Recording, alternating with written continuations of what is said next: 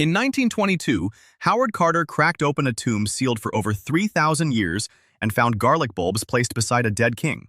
They were desiccated, shrunken, and perfectly preserved, laid there around 1325 BCE, so the pharaoh would not enter the afterlife unprotected. You have a clove of that same plant in your kitchen right now, and its history is far stranger than you would ever expect from something you chop into a pan. More than 2,000 years before Tutankhamun was buried with it, someone walked into a cave in Egypt and left garlic as an offering to the dead. That cave sat in a low ridge of limestone hills near the modern village of El Mahasna, about 8 miles north of the ancient city of Abydos. In the pre-dynastic period, before the first pharaohs unified the country, the people of this region buried their dead in shallow pit graves dug into the sand and rock. Archaeologists excavating the site in the early 20th century recovered clusters of desiccated garlic bulbs from inside those graves. The bulbs dated to roughly 3,700 BCE, making them the oldest archaeobotanical evidence of domesticated garlic ever found on the African continent. These were not wild plants gathered on a whim. The size, the clustering, and the placement of the bulbs beside the bodies all pointed to deliberate cultivation and ritual intent. Someone grew this garlic, harvested it, and carried it into the dark for a purpose. The dead were being sent into the next world with food and medicine. The plant left beside them did not originate in Egypt. Its wild ancestor grew over 3,000 miles to the northeast, in the jagged peaks and glacial valleys of the Tian Shan mountain range. The Tian Shan stretches for roughly 1,500 miles across what is now Kyrgyzstan, Kazakhstan, and the western edge of China's Xinjiang province. Its highest summits rise above 24,000 feet, and its lower slopes are covered in steppe grassland and sparse juniper forest. In the cold, dry autumns of that region, a wild allium called Allium longicuspis pushed up from the rocky soil. The plant formed small bulbs with a sharp, sulfurous bite, a defense against burrowing rodents and grazing animals. Its leaves were thin and tough, its flower stalks short, its bulbs no larger than a fingernail. If you dug one up and bit into it, the heat would hit the back of your throat almost instantly. The same volatile compounds that make domesticated garlic potent, but concentrated into something far more aggressive. Nomadic peoples moving through the Tian Shan foothills discovered this plant thousands of years before the first Egyptian offering was laid in that cave. They dug the bulbs, transported them, and planted them in new soil along their migration routes. Selection happened slowly and without any written record. Generation after generation, growers chose the largest bulbs with the most cloves and the best storage properties. Over centuries, the plant's reproductive strategy shifted. Wild alliums reproduce both by seed and by division of the underground bulb. But human cultivators favored the clonal route. They replanted the biggest cloves, not the seeds, and the plant gradually lost its ability to produce viable flowers.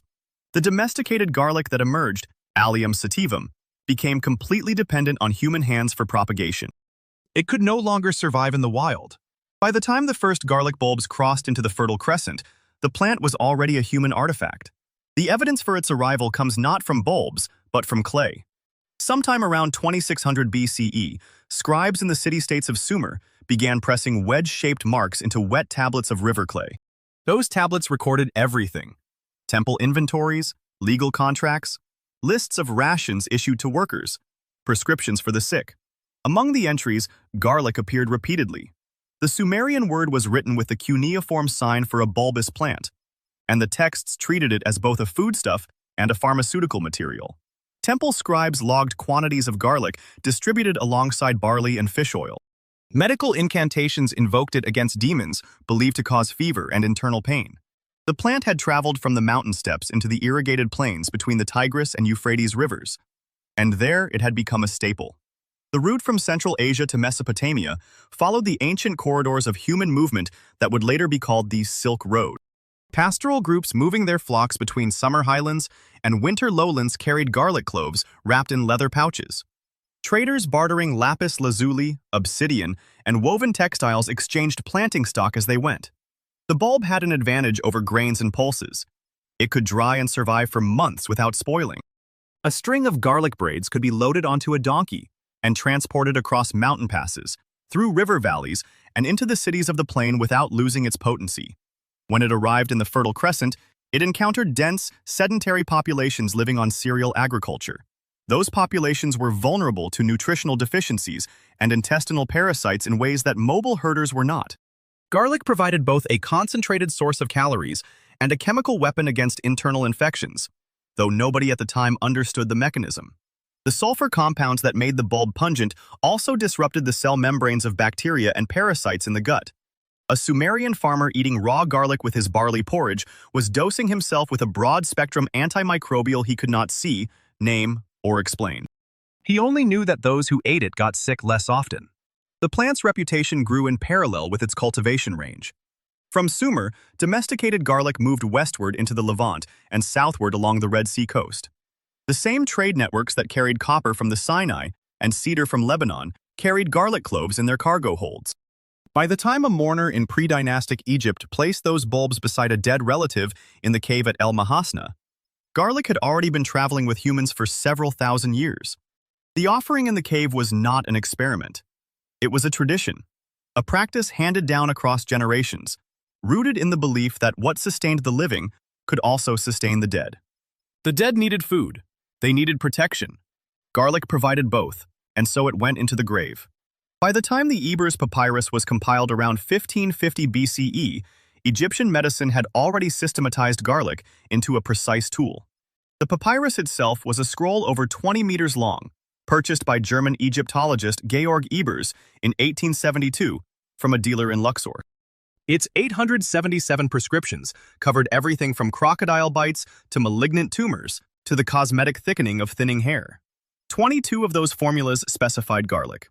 One entry prescribed crushed garlic mixed with honey and natron for heart ailments, the patient swallowing the paste on an empty stomach for 4 consecutive mornings. Another directed the physician to grind garlic into a poultice with fat and place it over the temples to draw out headache demons believed to lodge behind the eyes. A third combined garlic with coriander and juniper berries in beer, the mixture strained through linen and drunk to purge intestinal parasites visible in the stool.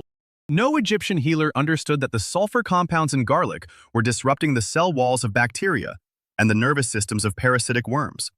They understood only that the treatment worked often enough to write down, copy, and recopy for centuries. The weakness of the Ebers formulations was that they treated garlic as one ingredient among many, a component in a spiritual and pharmacological toolkit rather than a standalone drug. But the spiritual dimension mattered deeply in Egypt because illness was rarely seen as purely physical. Disease entered the body through demonic agency or as punishment from an offended god. Garlic's pungency, its ability to burn the tongue and clear the sinuses, was interpreted as a sign of supernatural power. The plant was thought to drive away harmful spirits, the same way it drove away intestinal worms. And that belief in garlic as a protective force did not stay confined to medicine. It migrated from the sick room to the construction site. Around 450 BCE, the Greek historian Herodotus traveled to Egypt and recorded something that had happened roughly 2,000 years before his visit. He wrote that the pharaoh Khufu, the 4th dynasty ruler who commissioned the Great Pyramid at Giza around 2600 BCE, fed his massive labor force 3 specific foods: garlic, onions, radishes. Herodotus claimed an inscription on the pyramid itself listed the expenditure, 1,600 silver talents spent on these 3 crops alone. Modern scholars debate whether Herodotus mistranslated the inscription or whether the figure was exaggerated, but the core assertion has a hard logic behind it. The Great Pyramid required a workforce estimated at 20 to 30,000 men, organized into rotating teams, quarrying and hauling limestone blocks that weighed an average of 2.5 tons.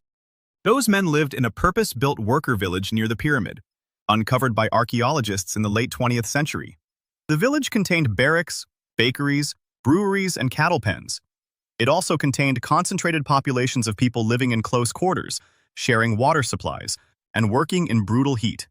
Those conditions incubated disease. Dysentery, intestinal worms, and bacterial infections would have spread rapidly through a labor camp of that size without some form of daily prophylaxis. Garlic provided it. A worker who chewed a raw clove each morning was dosing himself with the same antimicrobial agents that Sumerian farmers had stumbled upon 1,000 years earlier. The sulfur compounds suppressed gut infections. The caloric content, modest but real, contributed to the massive energy demands of men hauling stone. The sharp taste cut through the monotony of a diet built around coarse bread and weak beer. The Egyptians did not understand germ theory. They understood that crews fed garlic stayed healthier and worked longer than crews that did not.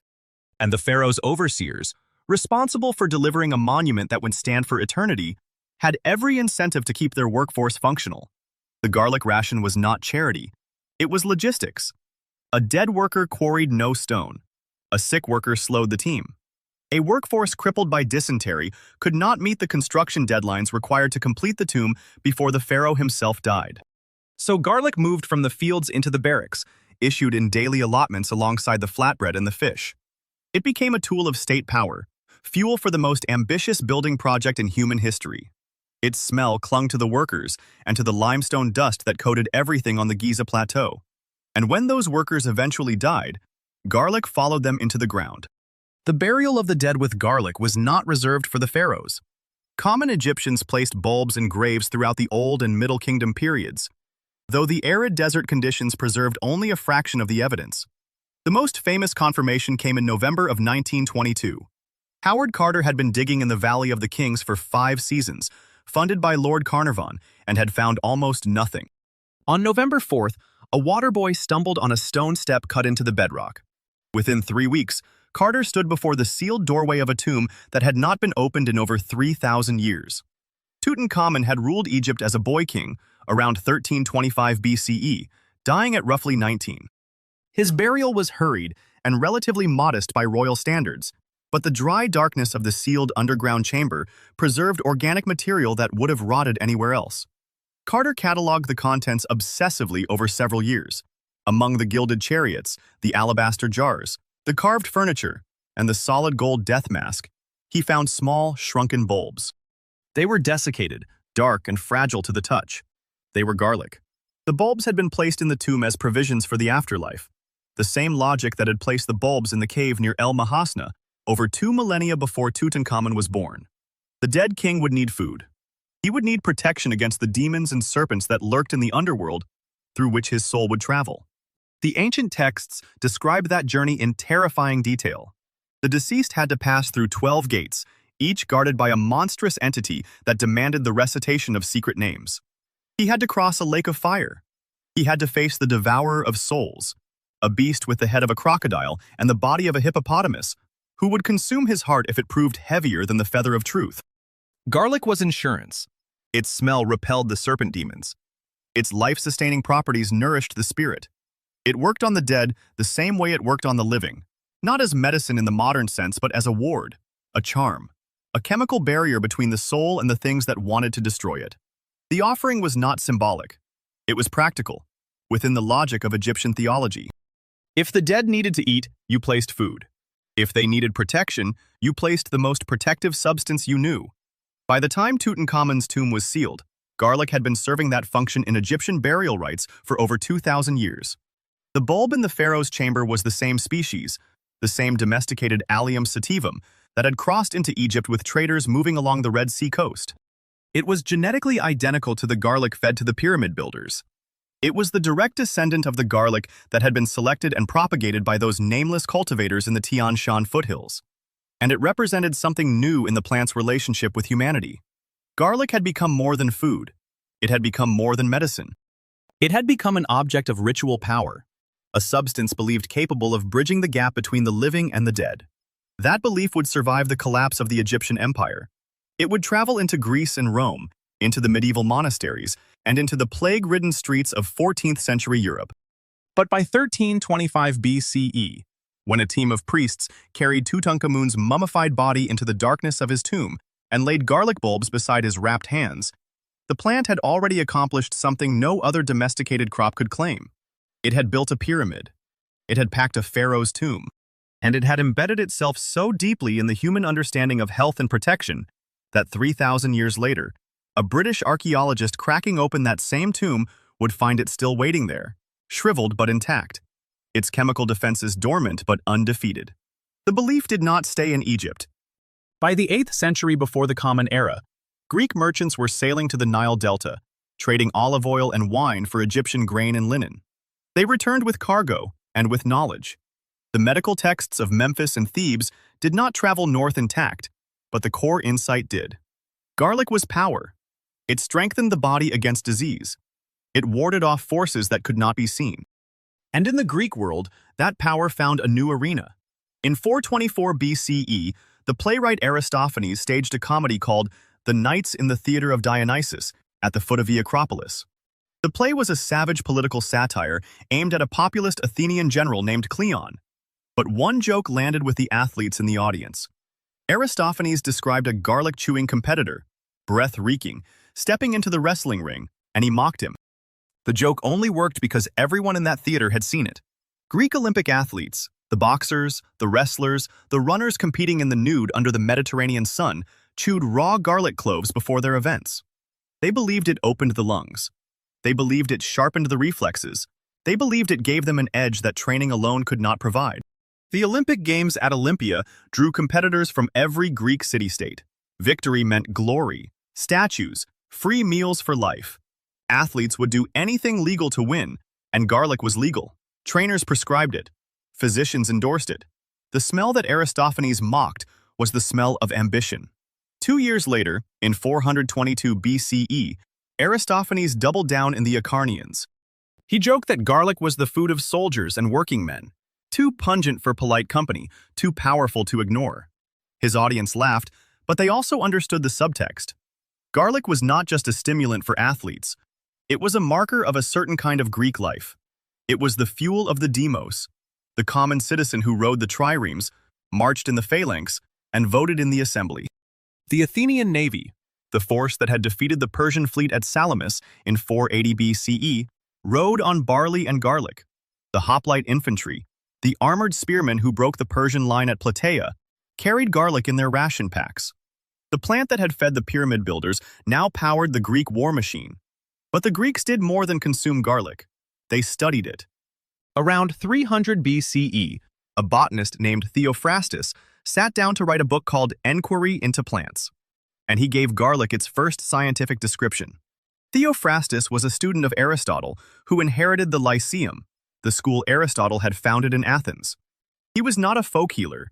He was a systematic observer who cataloged over 500 plant species, their forms, their habitats, their cultivation requirements, and their medicinal properties. For garlic, he distinguished multiple cultivated varieties. He noted that some produced larger bulbs, that some were planted earlier or later in the season, that the flavor varied by soil and climate. He described the leaf structure. He described the root system. He described the way the bulbs split into distinct segments, the cloves, which he correctly identified as the reproductive units of the plant. His work was not theology. It was not superstition. It was botany. Theophrastus observed that garlic grew best in light, well-drained soil. He noted that it was propagated by planting individual cloves directly into the ground in autumn. He recorded that the leaves yellowed and died back in summer, signaling the bulb was ready for harvest. Every Greek farmer who cultivated garlic was doing what Theophrastus described. But he was the first to write it down in a form that would survive. The Enquiry into Plants became the foundational text of Western botany for the next 2,000 years. And its classification of garlic as a distinct species with identifiable varieties marked the moment the plant moved from folk knowledge into formal science. While Theophrastus was classifying the plant, physicians were deploying it. The most famous Greek doctor who prescribed garlic was Hippocrates of Kos, born around 460 BCE on a small island in the eastern Aegean. Hippocrates practiced medicine not as a priest of Asclepius, but as a rational observer who believed disease had natural causes. His treatises, collectively called the Hippocratic Corpus, mention garlic repeatedly. He prescribed it for pulmonary complaints, the chronic coughs and lung congestion that plagued Greek cities. The patient was instructed to eat raw cloves on an empty stomach, usually crushed and mixed with honey to soften the burn, for 5 consecutive mornings. He prescribed it as a purgative, a substance that could flush the bowels and clear obstructions. Dried garlic was ground, mixed with water, and drunk as a strong infusion. He prescribed it for uterine tumors, a condition Greek medicine called hysteria, which was believed to originate in a displaced womb. Poultices of crushed garlic wrapped in linen were applied to the lower abdomen. The smell was overwhelming. The patient reeked of the plant for days, but Hippocrates recorded that the treatment often produced results. He did not understand why garlic worked. He believed it functioned by heating and drying the body, counteracting the cold and wet humors that caused phlegm and congestion. The actual mechanism, the sulfur compounds that would not be identified for another 24 centuries, was invisible to him. But the empirical observation was sound. Garlic was part of the standard Greek pharmacopoeia by the 4th century BCE. Every physician carried it, every urban market sold it, every rural farm grew it. A Greek dinner in classical Athens began with bread and olives, followed by fish or lentils, seasoned heavily with garlic, onion, and herbs. The poor ate more garlic than the rich because it was cheap and abundant. The rich ate garlic too, but they complained about the smell afterward. Garlic was so common in the Greek diet that it became a shorthand for Greekness itself. Foreign visitors noted it. Persian satraps sneered at it. Roman diplomats, centuries later, would remark on the distinctive odor of a Greek delegation. The plant had moved from the burial chamber of a pharaoh into the daily life of an entire civilization. It had been sacred and rare. Now it was universal and ordinary. But the ordinariness did not erase the power. The Greeks still believed garlic could ward off the evil eye. They hung braids of it over doorways in the countryside. Midwives placed cloves under the pillows of women in childbirth. Travelers chewed it before entering a strange city, convinced it would protect them from disease and malevolent spirits. The same culture that produced Sophocles and Plato, the Parthenon and the logic of Aristotle, also swore by garlic as a charm against the supernatural. The rational and the magical coexisted in the same bulb, and that paradox would define garlic's trajectory for the next 2,000 years. By the time Alexander the Great led his Macedonian army east in 334 BCE, garlic was standard military issue. The soldiers carried it dried, strung on cords, and chewed it raw before battle. Alexander himself, according to later Roman sources, it preserved meat on the long desert marches through Persia and Bactria. It served as a crude antiseptic smeared on sword cuts and arrow wounds. When Greek soldiers settled in garrison towns across Alexander's empire, they planted garlic.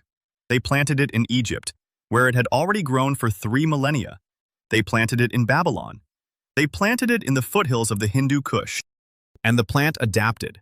It took on new characteristics in new soils. It diversified into regional varieties that Greek traders and physicians would later catalog and debate.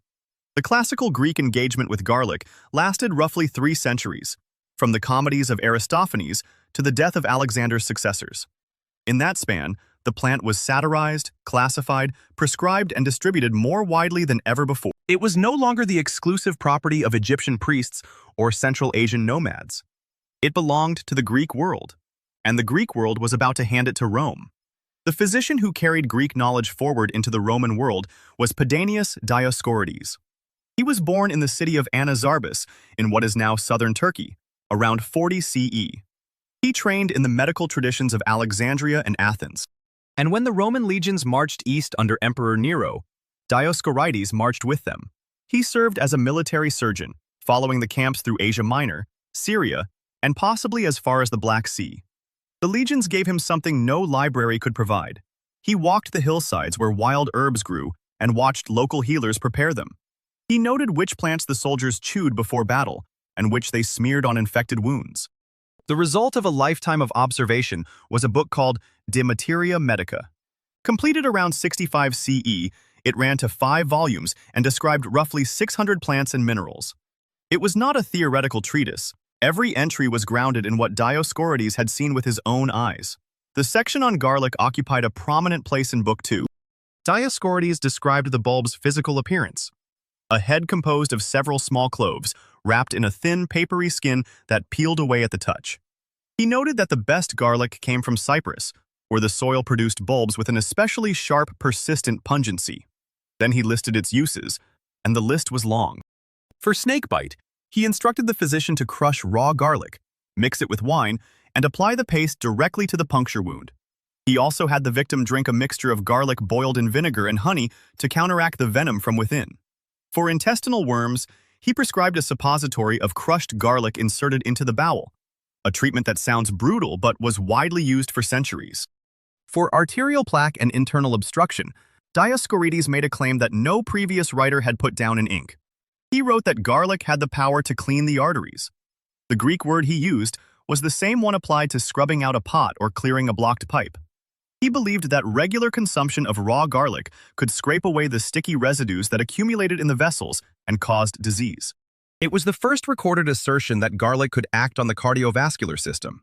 Dioscorides did not understand the mechanism, but he had observed its effects on soldiers and patients over decades. His authority was absolute for the next 1,500 years. De Materia Medica was copied and recopied in Greek, then in Latin, then in Arabic, and eventually in every scholarly language of the Mediterranean world. If a later physician prescribed garlic for anything from toothache to chest pain, he was almost certainly leaning on Dioscorides.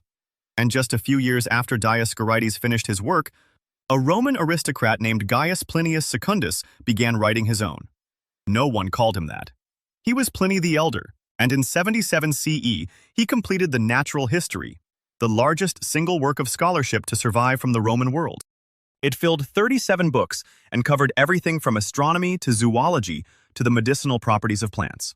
Like Dioscorides, Pliny was a tireless compiler, but he was less careful with his sources. He mixed careful observation with folklore, travelers' tales, and outright superstition. The result was a sprawling, chaotic, and utterly fascinating portrait of Roman medical belief. Pliny's entry on garlic in Book 20 catalogued 61 distinct medicinal uses. The list ranged from the plausible to the desperate. He recommended garlic for toothache, chewed raw and pressed against the aching molar. He recommended it for tapeworm, crushed into milk and drunk on an empty stomach. He recommended it for chronic cough, ground with honey and swallowed slowly. He recommended it for hoarseness, for the bites of rabid dogs, for scorpion stings, for abscesses, and for the removal of splinters. He claimed that garlic boiled with vinegar cured dysentery and that garlic mixed with oil soothed burns. But Pliny did not stop at medicine. He recorded a belief that had circulated through the legions for generations. Garlic, he wrote, was given to soldiers to give them courage. The Latin word was animositas, a term that meant more than just bravery. It signified spirit, ferocity, the will to close with an enemy and not retreat. Pliny believed that garlic sharpened the blood and heated the body, driving out the cold and wet humors that made a man sluggish and fearful. Whether the effect was pharmacological or purely psychological, the belief was so entrenched that Roman military rations always included garlic. A legionary on the march carried dried bulbs in his leather pouch alongside his hardtack bread, his cheese, and his salted pork. Garlic was not a luxury, it was standard issue. And the Roman army was the single greatest vector for the spread of garlic the world had yet seen. Wherever the legions built a permanent camp, they planted garlic. They planted it in Germania, where the cold winters tested every crop. They planted it in Britannia, on the chalky soils near Hadrian's Wall. They planted it in Gaul, in Hispania, in the Danube provinces, and in the deserts of North Africa. Soldiers smeared garlic juice on open wounds as a crude antiseptic. Medical officers, trained in the Dioscoridian tradition, dispensed it for digestive complaints and lung infections. Cooks chopped it into the evening stew, a thin mixture of barley, lentils, and whatever meat the patrols had scavenged. The smell of garlic rising from a Roman camp at dusk was as universal as the sound of the watch horn. By the end of the 1st century CE, garlic was embedded in every frontier province of the empire. And at the center of the empire, in Rome itself, the most influential physician of the age was taking Dioscorides and Pliny and building something even more ambitious. His name was Galen of Pergamon. He was born in 129 CE in the great Greek city of Pergamon on the coast of Asia Minor. His father, a wealthy architect, sent him to study medicine in Smyrna, then in Corinth, then in Alexandria, where he dissected animals and learned the anatomy of the heart and lungs. At the age of 28, he returned to Pergamon and took a job that would define his career. He became the physician to the gladiators. For 4 years, Galen treated men who had been slashed, stabbed, and beaten unconscious in the arena. He saw ruptured organs and severed tendons. He saw wounds that festered green and killed a man in 3 days. And he began to formulate a medical system that would dominate the Western world for 13 centuries. Galen believed that health depended on a balance of the 4 humors: blood, phlegm, yellow bile, and black bile. Disease occurred when one humor became excessive or corrupted, and the physician's job was to restore balance. Garlic, in Galen's system, was a heating and drying medicine. It drove out excess phlegm from the lungs and stomach by warming the tissues and forcing the cold humors to disperse. He prescribed it for digestive weakness, the bloating, indigestion, and sluggishness that afflicted wealthy Roman patients who ate too much and exercised too little. A daily clove of raw garlic, he taught, would kindle the digestive fire and keep the bowels moving. But Galen's most famous contribution to garlic's history was elevating it to the status of theriac. Theriac was a compound medicine, originally developed as an antidote to venom, that evolved into a universal cure-all. The most elaborate theriac formulas contained dozens of ingredients, including viper flesh, opium, cinnamon, and myrrh, compounded in honey and aged for years. Galen, who served as court physician to Emperor Marcus Aurelius, was the supreme authority on theriac. He prepared it personally for the emperor and wrote extensively on its formulation. And in his writings, he argued that garlic possessed the same universal protective property as the most complex theriac. He called it a rustic theriac, the poor man's antidote. For the peasant who could never afford the pharmacy of a nobleman, garlic served the same purpose. It guarded against poisons in food and water. It resisted the fevers that came off the marshes. It expelled the internal corruptions that caused boils, colic, and slow-wasting diseases. Galen's endorsement ensured that garlic would remain central to Roman medicine for the rest of the empire's history. Every physician trained in the Galenic tradition carried garlic in his kit alongside his leeches, his lancets, and his vials of compound drugs. Every Roman hospital, called a valetudinarium, stocked dried bulbs in its storerooms. The plant that had once been a wild allium in the mountains of Central Asia was now the standard medicine of the most powerful empire on earth. And the soldiers, as always, were the ones who carried it furthest. A Roman legionary serving on the Rhine frontier in the 2nd century CE received a daily ration of food that included bread, sour wine, olive oil, and a measured portion of dried garlic. The bulbs were small, hard, and intensely pungent, probably a variety descended from the Greek stock that Alexander's army had spread east. Officers recommended that men chew garlic before a night patrol, believing it sharpened night vision and kept the lungs clear in damp weather. Medical orderlies mashed garlic into poultices for infected blisters and trench sores. On long campaigns, when the meat turned rancid, garlic masked the taste and may have slowed the spoilage. The Roman army did not understand bacteria, but it understood results. Men who ate garlic got sick less often than men who did not.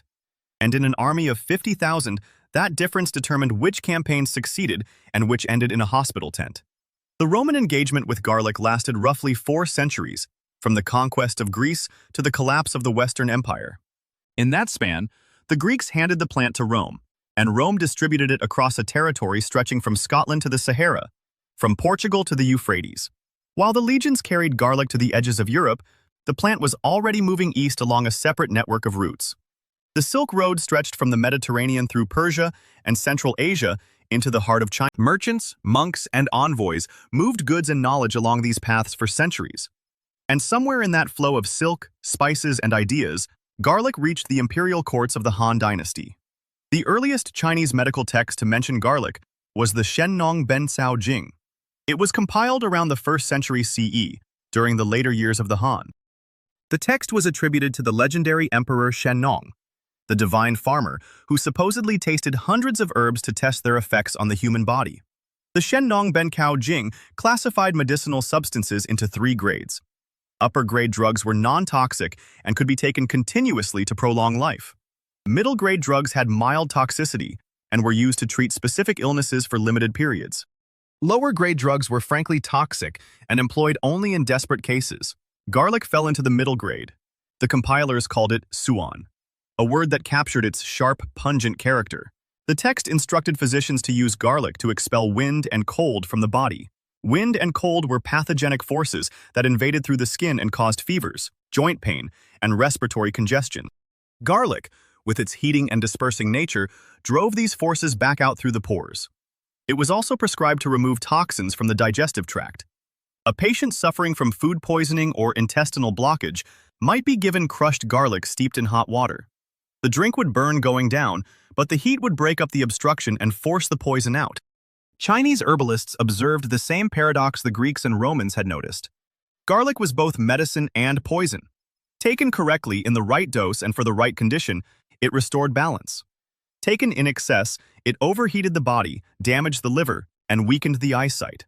Tradition held that garlic had arrived in China centuries earlier. The story involved a diplomat named Zhang Qian. Zhang Qian was an envoy of Emperor Wu of Han, dispatched westward around 138 BCE to forge alliances against the nomadic Xiongnu. He traveled for over a decade through the Fergana Valley, Bactria, and Sogdiana. He returned to the capital at Chang'an around 126 BCE, with reports of powerful horses, strange fruits, and unknown plants. Later Chinese sources credited Zhang Qian with bringing back alfalfa, grapes, coriander, cucumbers, figs, pomegranates, and garlic. The standard histories compiled in the 1st century BCE, the records of the Grand Historian and the Book of Han, described Zhang Qian's journeys in detail, but they did not explicitly list the plants he carried home. The connection between Zhang Qian and garlic appeared in later encyclopedias and botanical works. It was plausible, even likely, that garlic traveled the Silk Road during the Han period. Traders from the Fergana Valley and Sogdiana had been moving goods between Persia and China for generations. Caravans carried dried garlic bulbs alongside silk rolls and jade carvings. But the story of Zhang Qian personally introducing the plant may have been a later tradition, attached to the most famous traveler of the age to give garlic a noble origin. By the end of the Han Dynasty, garlic was being cultivated across northern China. It grew in the cold, dry provinces where winter wheat and millet were the staple crops. Farmers planted cloves in the autumn and harvested bulbs in the late summer. The garlic that grows in Chinese soil was smaller and sharper than the Mediterranean varieties, adapted to harsher conditions. Meanwhile, garlic had taken an entirely different path into another ancient medical tradition. In India, the plant was already old by the time the classical medical texts were compiled. The Charaka Samhita was one of the foundational works of Ayurveda, the Indian system of medicine. It was finalized around the 1st or 2nd century CE, roughly contemporary with Galen in Rome and the Shennong Bencao Jing in China. The text was named after Charaka, a physician who may have been a historical person or a composite figure representing a school of scholars. The Charaka Samhita organized garlic into a category called Harita Kyati Varga, a group of plants with sharp, penetrating qualities. It prescribed garlic for Vata disorders. In Ayurvedic theory, Vata was the bodily humor associated with wind, dryness, and movement. When Vata became imbalanced, the patient suffered from rheumatism, stiff joints, nerve pain, and constipation. Garlic, with its oily heat and penetrating power, lubricated the dry passages and restored motion. The text recommended garlic for heart disease as well. It described a preparation called razona kashira, garlic boiled in milk to soften its harshness and carry it deeper into the tissues. The patient drank the milk warm on an empty stomach, and it worked its way into the vessels, clearing obstructions and strengthening the pulse. But the Charaka Samhita also classified garlic as a rejuvenative. Ayurveda recognized a category of substances called rasayana, therapies that restored youth, sharpened the mind, and extended the lifespan. Garlic was placed in this category with a warning. Raw garlic was considered tamasic, a food that dulled the mind and inflamed the passions. Monks, Brahmins, and seekers of spiritual purity were forbidden to eat it. But processed properly, boiled in milk or aged in honey, garlic became a rasayana. It rebuilt the body after illness and protected the tissues from decay. A few centuries later, another Indian text took this idea further than anyone had before. The Bower manuscript was discovered in 1890 by a British Army officer named Hamilton Bower. He was traveling through the Taklamakan Desert in what is now Xinjiang, when local treasure hunters led him to a buried Buddhist stupa. Inside, they found a birch bark manuscript written in Sanskrit. The manuscript was radiocarbon dated to the 4th to 6th century CE.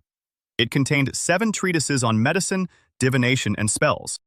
The second treatise included a formula called the Mahaushadha Yoga, the Great Medicine Preparation. The recipe called for garlic to be crushed and soaked in buttermilk for 3 days, then dried, then pounded into a paste with clarified butter and honey. The paste was then matured for a full year in a sealed clay pot buried in a heap of grain. When the pot was opened, the contents had transformed into a dark, aromatic jam. The text called it an elixir of life. It claimed the preparation could cure consumption, reverse the graying of hair, restore lost hearing, and extend the human lifespan beyond a century. The Bower manuscript did not originate these ideas. They were the culmination of a tradition that had been building across Asia for 1,000 years. From the Tian Shan mountains to the Indian subcontinent, from the Han court to the Buddhist monasteries of the Taklamakan, garlic had become something more than food and more than medicine. It was a substance that blurred the line between the physical and the metaphysical, between curing the body and cheating death. Hildegard of Bingen was born in 1098 in the Rhineland region of what is now Germany. She was the 10th child of a noble family and was given to the church at the age of 8.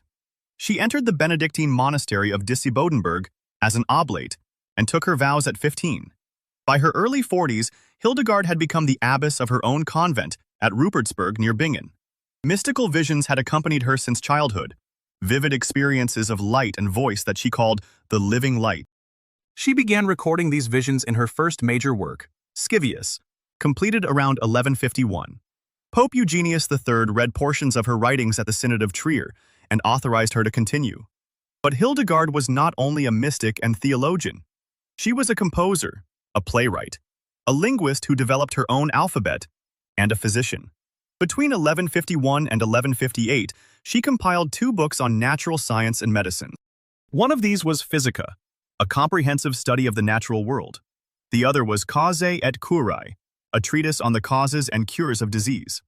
Physica was organized into 9 books, each covering a different category of created things. The first book dealt with plants, and within it, Hildegard gave garlic a full entry under its Latin name Allium. She described the plant in practical, physical terms that anyone could recognize. Garlic was a heating herb, she wrote, best consumed raw rather than cooked. She recommended it specifically for people with weak hearts and sluggish circulation. The heating quality of raw garlic, Hildegard claimed, could warm the blood and strengthen the pulse. A person debilitated by illness, pale and cold, would benefit from chewing a fresh clove. But then she issued a warning that no previous authority had stated so bluntly. For a healthy person with strong blood and a robust constitution, raw garlic juice was more harmful than helpful. It would overheat the body and throw the humors out of balance. The juice itself, she specified, was the dangerous part. A healthy person who drank it would suffer inflammation, digestive upset, and a kind of internal burning. This distinction between the whole clove and the expressed juice was new. Hildegard was not repeating Dioscorides or Galen here. She was drawing on her own clinical observations, filtered through the humoral theory of her era. Her warning represented a shift in how garlic was understood in medieval Europe. No longer was it a universal panacea to be taken by everyone. It was a powerful medicine that required discernment, suited only to specific conditions and constitutions. Hildegard died in 1179 at the age of 81. Her medical writings did not circulate widely during her lifetime, confined mostly to Benedictine monasteries in the German-speaking lands. But they survived, copied by scribes who recognized their unusual depth. And within 2 centuries, Europe would face a crisis that made every piece of medical knowledge desperately relevant. In 1346, a Mongol army besieging the Genoese trading colony of Kaffa on the Black Sea began dying of a mysterious illness. The soldiers developed swollen black lumps in their armpits and groins. They developed fevers so high that the brain itself seemed to cook inside the skull. They vomited blood, and they died within 3 days of the first symptom. Before the Mongols retreated, they reportedly catapulted the bodies of their dead over the city walls. The fleeing Genoese sailors carried the disease back to the ports of Italy. By 1347, the Black Death had arrived in Europe. The disease moved faster than any army. Within a year, it had reached France, Spain, Germany, and England. Physicians had no explanation for what was happening. The dominant medical theory of the time was miasma theory. Disease, according to this view, was not transmitted from person to person by invisible organisms. It was caused by bad air. Miasma, the foul vapors rising from swamps, rotting corpses, and stagnant water. When the air was corrupted, it entered the body through the nose and mouth and corrupted the humors within. The plague, physicians believed, was caused by a particularly virulent corruption of the atmosphere itself. The bad air could be recognized by its stench, and so the solution seemed obvious. A stronger, sharper smell might drive the corrupted air away. Garlic, with its intense, penetrating odor, was one of the strongest substances available. People began wearing garlic cloves strung around their necks on cords, or stuffed into small cloth pouches pinned to their clothing. They chewed raw cloves before entering a sick room. They rubbed garlic juice on their doorframes and pressed crushed cloves into the cracks around windows. They held garlic bulbs against their noses when walking through streets littered with the dead. Doctors treating plague victims wore long leather gowns and masks with curved beaks packed with herbs and flowers. The beak mask held a mixture of dried lavender, rosemary, mint, and crushed garlic. The theory was that the herbs would filter the bad air before it reached the physician's lungs. The smell of garlic was so strong that it overpowered the stench of decaying flesh. To a medieval physician, this was proof that it was working. If the garlic smell was present, the miasma was being repelled. In some cities, municipal authorities ordered garlic to be distributed to the poor. In others, wealthy families paid exorbitant sums for the best bulbs imported from the countryside. The belief in garlic's protective power was not merely superstition.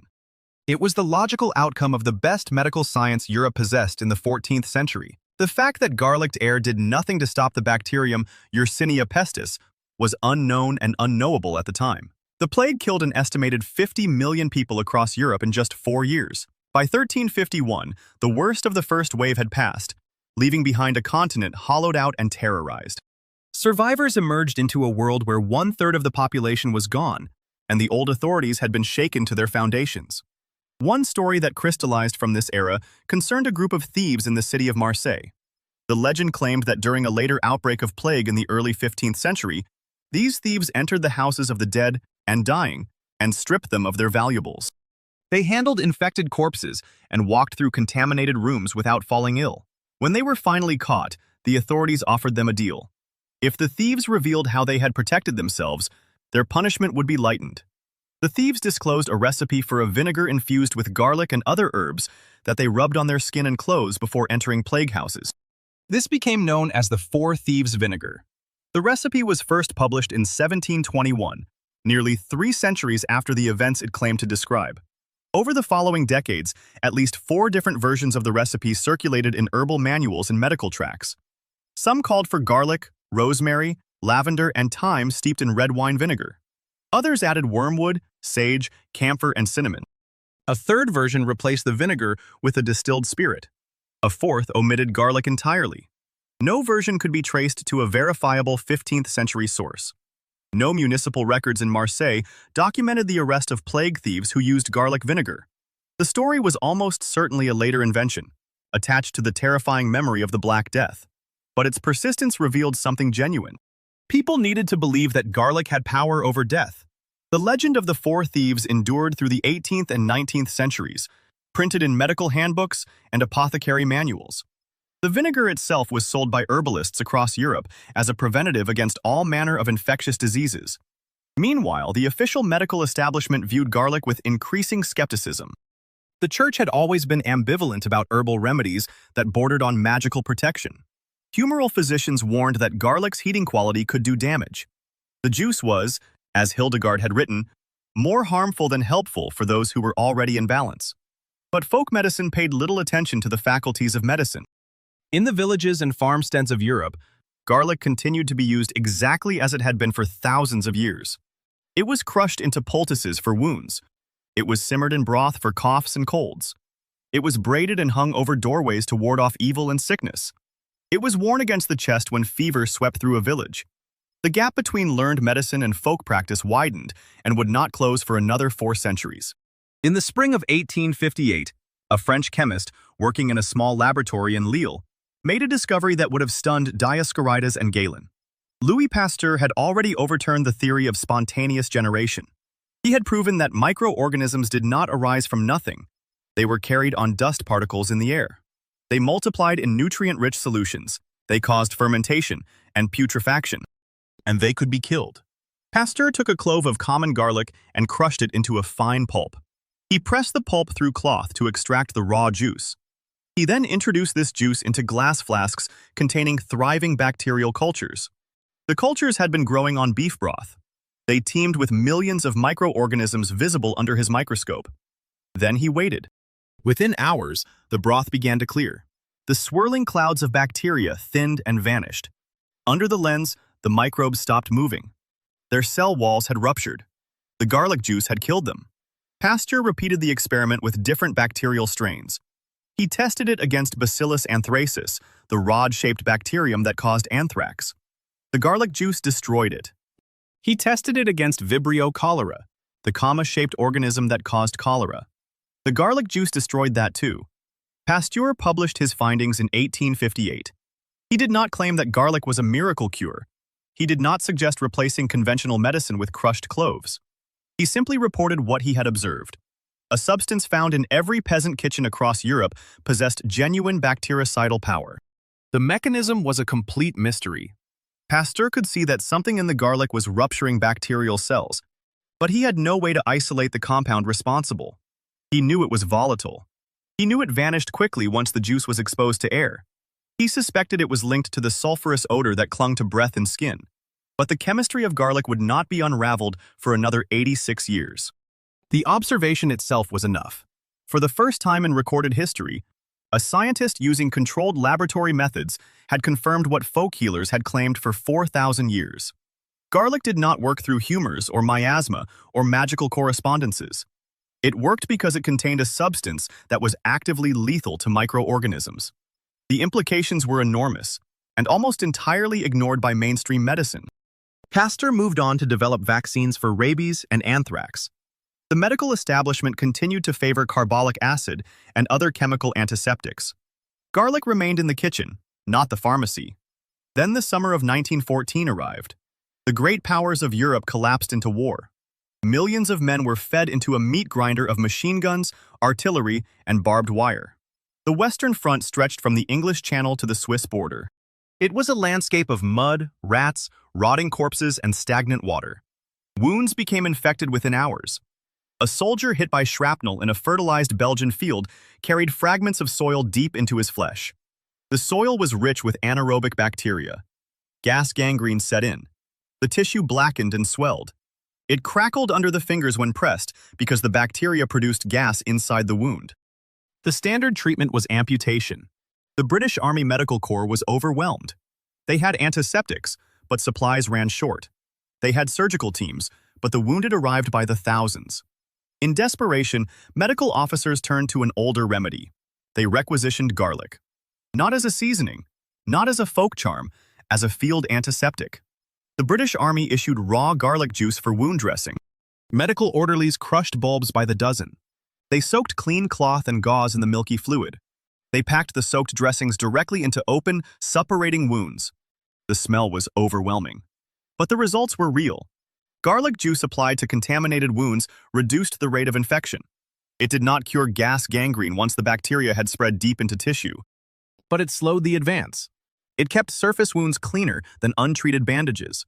It was cheap, abundant, and required no industrial supply chain. The French army adopted the same practice. French soldiers had grown up with garlic in their kitchens. They trusted it. Military surgeons reported that garlic poultices helped control suppuration in shrapnel wounds. The Russian army, fighting on the Eastern Front with even more severe medical shortages, used garlic extensively. Russian field hospitals boiled garlic in water and used the infusion to irrigate wounds. They fed raw cloves to soldiers suffering from dysentery, which was rampant in the trenches. The sulfur compounds that gave garlic its smell were the active agents. That much was clear to every medical officer who used it. The compounds were volatile and unstable. They degraded rapidly once the juice was exposed to air. They could not be stored for long. They had to be prepared fresh, directly at the point of use. This limited their practicality. But when nothing else was available, garlic worked. The First World War ended in 1918. The knowledge gained in the trenches was cataloged and largely set aside. Peacetime medicine had better tools.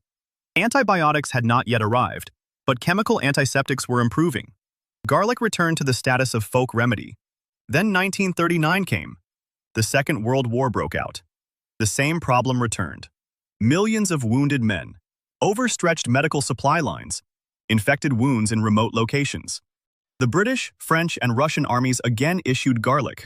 Soviet field surgeons were particularly reliant on it. The Red Army Medical Service trained orderlies to prepare garlic paste under field conditions. They applied it to wounds when sulfa powder was unavailable. They administered garlic juice orally for intestinal infections that swept through units on the Eastern Front. The sulfur compounds were doing the work. Everyone knew it. No one knew exactly how. The molecules themselves remained unidentified. The reaction that produced them was a black box. Crush a clove and something changed. A sharp, burning smell erupted. The juice became potent. Let it sit for a few hours, and the potency faded. The active agent was clearly unstable. It was clearly a sulfur compound. But sulfur chemistry in plants was poorly understood. No one had isolated the specific molecule responsible for the antibacterial effect. Pasteur had seen the bacteria die. The armies of Europe had seen the wounds heal. But the chemical machinery inside the garlic bulb remained invisible. That machinery was about to be revealed, and the story of garlic would enter its strangest chapter yet. In 1944, the world was still at war. But in a quiet laboratory in Rensselaer, New York, a different kind of battle reached its climax. Chester J. Cavallito and John Hayes Bailey worked for the Sterling Winthrop Research Institute. Their task was to find antibacterial compounds hidden in plants. They turned their attention to the garlic bulb. The two chemists began with a simple procedure. They crushed fresh garlic cloves into a pulp. They subjected the pulp to steam distillation under reduced pressure. A pale yellow oil collected in the receiver. The oil possessed a piercing, sulfurous odor that filled the laboratory. A single drop on the skin caused a burning sensation. Even the fumes made the eyes water. This volatile oil was the concentrated essence of garlic's chemical arsenal. They tested it against common disease-causing bacteria. Staphylococcus aureus died on contact. Escherichia coli perished. Bacillus subtilis was destroyed. The oil was lethal to microbes at dilutions of 1 part in 50,000. Cavallito and Bailey analyzed its molecular structure using the tools of organic chemistry. They determined it was a sulfur compound with 2 allyl groups. Its chemical name was diallyl thiosulfonate. They gave it a simpler name, Allicin, derived from Allium, the botanical genus of garlic. The chemists published their findings in the Journal of the American Chemical Society that same year. The paper was titled Allicin, the antibacterial principle of Allium sativum. The date was 1944. The result was a milestone. Meanwhile, halfway across the world in Basel, Switzerland, another team had reached the same target by a different route. Arthur Stoll was a senior chemist at the pharmaceutical company Sandoz. He had spent years studying the chemistry of medicinal plants. Stoll approached the garlic problem with a technique of extreme cold. He flash-froze garlic cloves with liquid carbon dioxide. The freezing arrested all chemical activity inside the cells. He then extracted the frozen tissue with solvents at low temperature. From the intact, undisturbed bulb, Stoll isolated a crystalline substance. It was white, odorless, and completely non-antibacterial. He named it Allicin. Allicin was the stable precursor molecule stored in the garlic cell. Stoll also isolated the enzyme that acted upon it. That enzyme was alliinase. He found that allicin and alliinase existed in separate compartments within the living clove. When Stoll mixed purified allicin with purified alliinase in a test tube, the reaction was instantaneous. The mixture turned yellow. The sharp smell of garlic erupted, and Allicin was born in the glass vessel. Stoll published his results in Helvetica Chimica Acta, also in 1944. Two independent teams had converged on the same truth from opposite directions. The chemical machinery of garlic was now fully exposed. The sequence was elegant and violent. A whole garlic clove was a dormant weapon. The precursor allicin sat harmlessly in the cell cytoplasm. The enzyme alliinase was locked away inside tiny storage vacuoles. Crushing the clove ruptured the vacuole membranes. Allicin and alliinase collided. The enzyme cleaved the allicin molecule in a fraction of a second. The reaction released allicin along with pyruvate and ammonia. The allicin molecule was highly reactive. It attacked the sulfur-containing enzymes inside bacteria. It disrupted the integrity of microbial cell membranes. The bacterial cells burst open and died. This was not a byproduct of plant metabolism. It was a deliberate defense mechanism. Wild garlic bulbs grew underground in soil teeming with fungi and bacteria. A burrowing insect or a root pathogen that damaged the bulb triggered the chemical trap. The released allicin saturated the wound site. Invading organisms were killed before they could establish an infection. The plant had evolved a built-in antiseptic system. Human beings had been exploiting that system for 5,000 years without understanding it. Now the molecule had a name. The immediate response was electric. The war had created a desperate demand for new antibacterial agents. Penicillin had entered mass production, but was still scarce and restricted. Newspapers announced the discovery of a natural antibiotic from the common garlic. Pharmaceutical laboratories rushed to develop allicin-based drugs. The idea of a kitchen cupboard cure was irresistible. But the enthusiasm collided with chemistry. The same instability that field surgeons had observed in the trenches now became a molecular certainty. Allicin was breathtakingly unstable. It decomposed within 16 hours at room temperature. Heat destroyed it in minutes. Oxygen in the air oxidized it into inert compounds. Light degraded it. Stomach acid and digestive enzymes attacked. Light degraded it. Stomach acid and digestive enzymes attacked it before it could reach the bloodstream. The molecule that made garlic a chemical weapon for the plant made it nearly useless as a pharmaceutical drug for humans. Researchers injected allicin into laboratory animals. The compound disappeared from the blood within minutes. It bonded with proteins in the stomach lining before absorption could occur. It reacted with the sulfur atoms in cysteine molecules along the gut wall. The body treated allicin as a foreign invader and neutralized it on contact. Cavallito and Bailey had solved one mystery, only to uncover a deeper problem. The antibacterial principle of garlic was real and potent, and completely impractical as a systemic medicine. The pharmaceutical industry began to lose interest. By the early 1950s, the dream of an allicin-based antibiotic had largely faded. Penicillin and streptomycin were cheaper to produce and stable on the shelf. Garlic returned to the kitchen. But the folk traditions did not die. They had never depended on molecular explanations in the first place.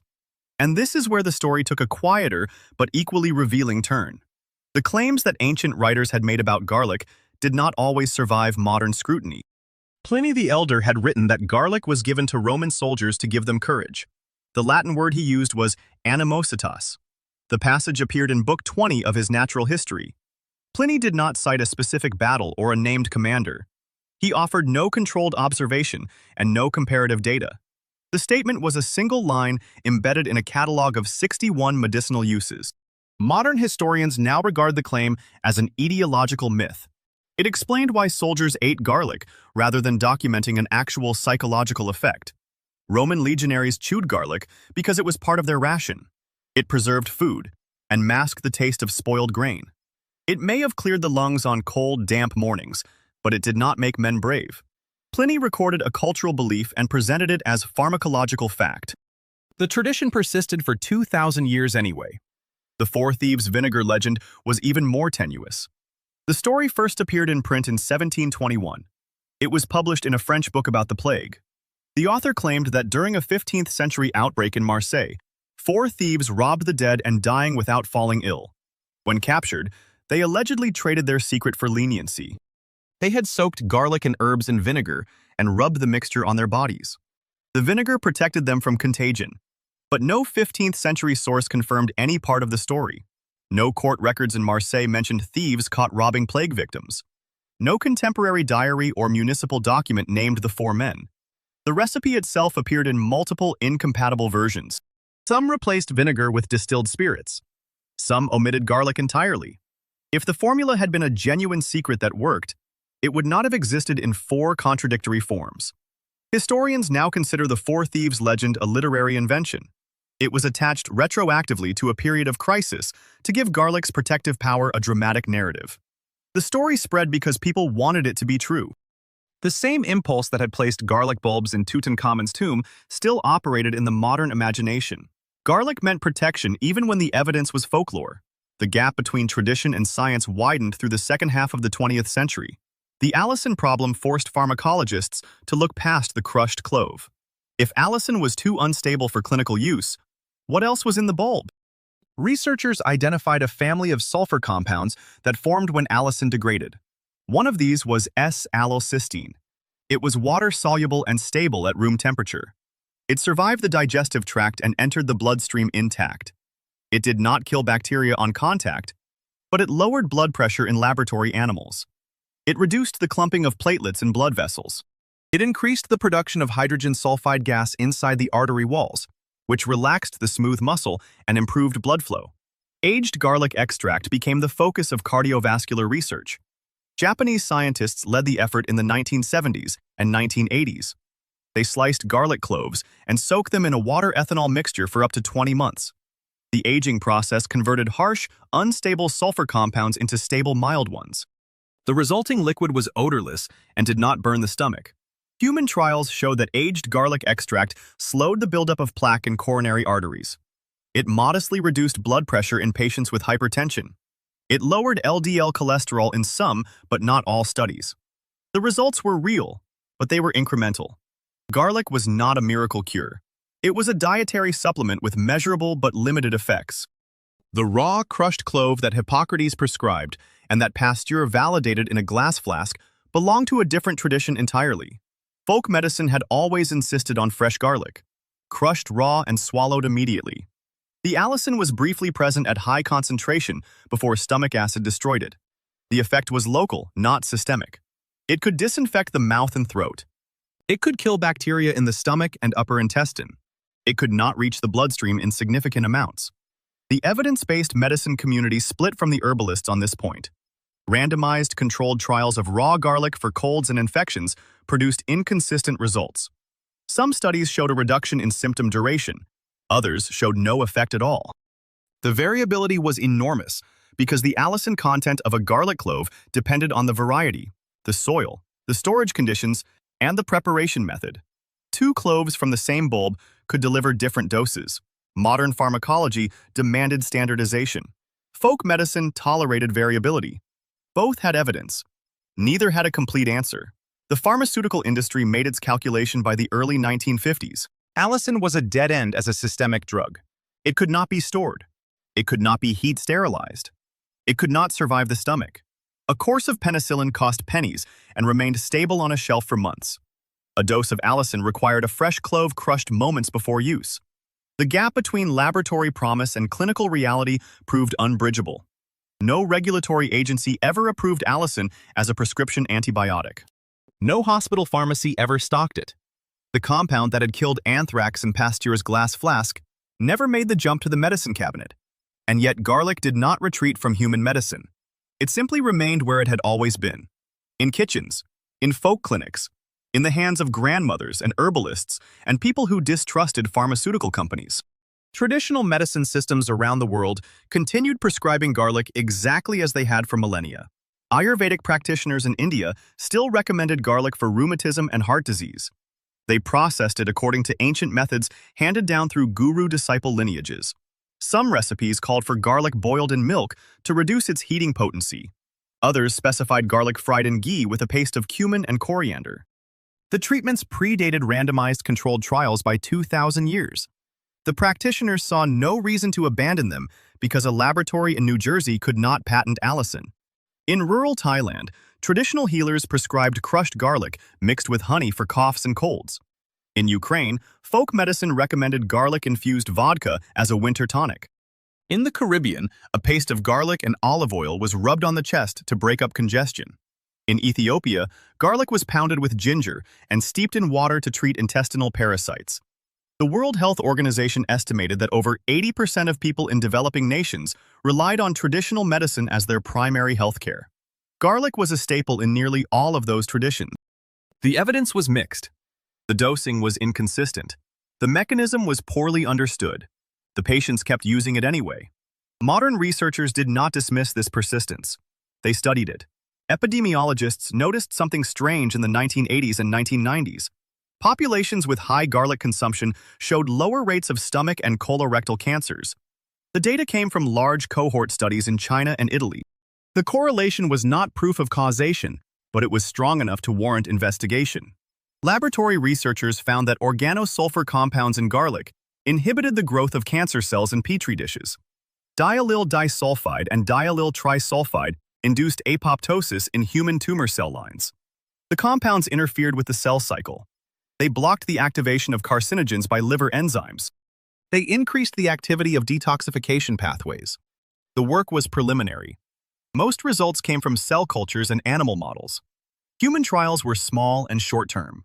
No oncologist prescribed garlic as a cancer treatment, but the National Cancer Institute funded studies. The European Prospective Investigation into Cancer and Nutrition tracked dietary patterns across 10 countries. The data suggested a modest protective effect for allium vegetables against certain gastrointestinal cancers. The effect size was smaller than quitting smoking. It was larger than many people expected from a kitchen spice. Cardiovascular research followed a similar trajectory. A 1994 meta-analysis in the Journal of Hypertension reviewed 8 randomized controlled trials. The pooled data showed garlic preparations reduced systolic blood pressure by an average of 7 to 8 millimeters of mercury in hypertensive patients. The effect was real but modest. A 2001 meta-analysis in the Journal of Nutrition examined garlic's effect on cholesterol. The review found that garlic reduced total cholesterol by about 8% compared to placebo. A 2013 meta-analysis updated the findings and concluded that aged garlic extract was more consistent than raw garlic powder. The benefits were incremental. They were not a substitute for statins. They were not a cure for heart disease. But they were measurable and they were reproducible. And they were achieved with a food that humans had eaten for 6,000 years. Antimicrobial synergy became a newer frontier. Researchers in the 2000s and 2010s found that garlic extracts enhanced the activity of conventional antibiotics against resistant bacteria. Allicin combined with vancomycin showed greater killing power against methicillin-resistant Staphylococcus aureus than either compound alone. Garlic extracts disrupted biofilms formed by Pseudomonas aeruginosa. The sulfur compounds penetrated the slimy protective matrix that bacteria constructed around themselves. They rendered the microbes vulnerable to drugs that had previously failed. The work was still in early stages. It had not produced a clinical product, but it suggested a role for garlic not as a replacement for antibiotics, but as a partner to them. And this is where the deeper pattern became visible. The same sulfur compounds that gave garlic its odor and its therapeutic potential were also the reason it failed as a modern drug. Allicin was powerful because it was unstable. It reacted with everything. It attacked bacterial enzymes and human proteins and oxygen molecules in the air with equal aggression. That reactivity made it a potent antimicrobial in a localized burst. It also made it impossible to bottle and ship and standardize. The molecule that protected the garlic bulb from soil pathogens could not be tamed by industrial pharmacology. Garlic's strength was inseparable from its volatility. The plant had evolved a chemical weapon that deployed instantly at the site of injury. It was never designed for the human bloodstream. It was designed to incinerate a fungal spore or a bacterial cell within seconds of contact. The plant did not care about systemic bioavailability. The plant cared about surviving another day in the damp soil of the Tian Shan mountains. Humans had borrowed that weapon and used it for their own purposes. They had crushed garlic onto wounds and swallowed it against parasites and rubbed it on their skin to ward off plague. The weapon worked locally and briefly before burning itself out.